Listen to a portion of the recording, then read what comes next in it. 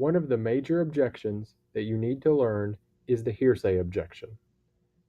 What you're saying is that something is inadmissible because it's offered to prove the truth of the matter asserted. You need to memorize what that means, and you need to memorize the exceptions.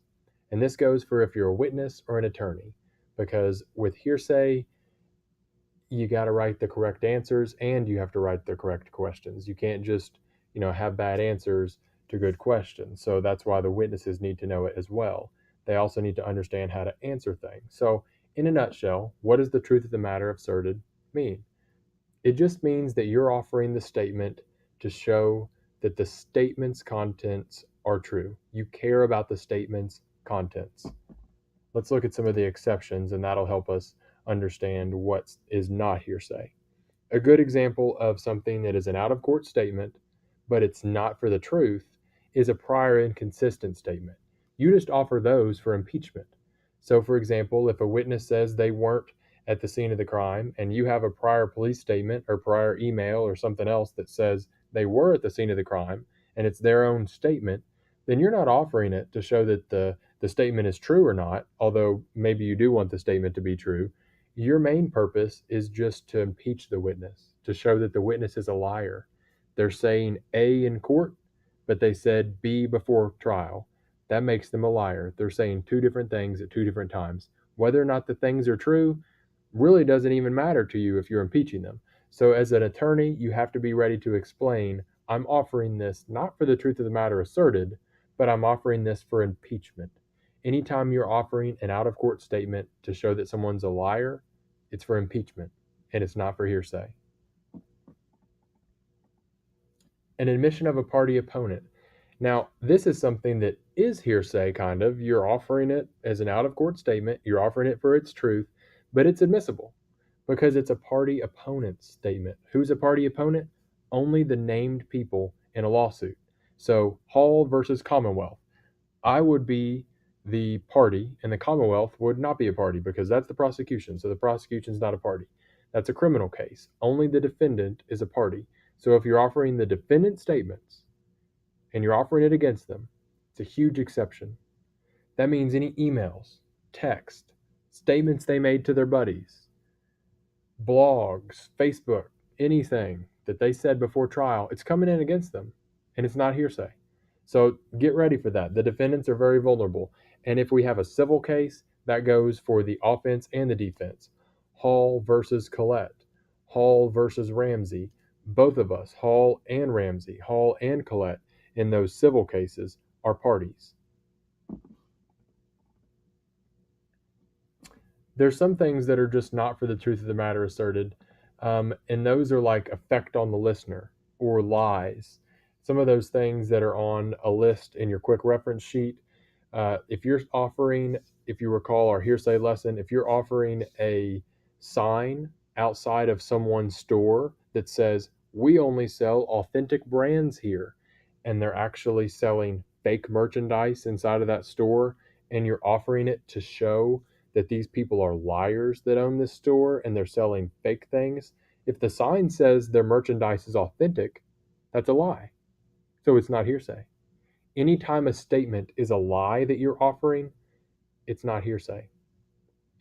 So don't get caught up in the fact that you're offering the statement to show that the statement happened, that it's true that it happened. That's not what truth of the matter asserted is. Truth of the matter asserted is if the statement is true. So, yes, it's true that it was made, but the statement itself isn't true. Authentic merchandise is not sold at that store. That's a lie. These people are scam artists, and that's why you're prosecuting them. So, try to help that or let that example help you understand truth of the matter asserted. Also, recall the example of the text messages and the robbery. We have a defendant on trial for a bank robbery. During the time that that bank robbery occurred, he can introduce 500 text messages that he sent to his girlfriend. I love you. You're so pretty. We're going to get married. Blah, blah, blah. 500 text messages in the 10-minute time span where this robbery occurred. Do you think someone could rob a bank and simultaneously text loving text messages to his girlfriend? Probably not 500 of them. There's no way that he could have a gun in one hand, texting in the other. So you're not really offering it for the truth of the matter asserted, all those statements, I love you, blah, blah, blah. You're offering it to show that he was busy. It's the mere act of sending the text messages that you're offering it for. So that's how the hearsay rule works. Are you offering it for its truth value? Then it's hearsay. If you're not, then it's not for the TMA, so it's not hearsay. There are some things that are actually codified as exceptions. So maybe you are offering the things for truth of the matter asserted, but it's covered under Rule 803 or 804 as special topics that we allow into a trial. Now, there's a lot of things listed under 803, but some of them are more common than others. So you really probably only need to know the more common ones to be decent at a mock trial. Same for 804. You don't need to really know all of them, but you should read the list and be a little bit familiar with them. So I'll talk to you about a few of these 803 things, some of the more common ones. For example, present sense impression. It's a statement describing an event while someone declares it. So, for example, a girl on the cell phone saying, my boyfriend is walking toward me, screaming at me, saying he's going to kill me when he gets here, as soon as he hangs up the phone. So, you've got hearsay within hearsay there about what the boyfriend's saying, but describing the boyfriend walking toward her and is reaching to hang up a phone, that's just describing something as it's happening. So, although if this girl is not at trial to testify about this because she's dead, but the person on the other end of that phone line can say what she said, the stuff that she says that's just her present sense impressions is going to come into trial. Excited utterance, that's another big one. It's easy. If someone says something while they're scared and startled, and it's right after they got scared or startled, then it's trustworthy. Boom. Excited utterance is very easy.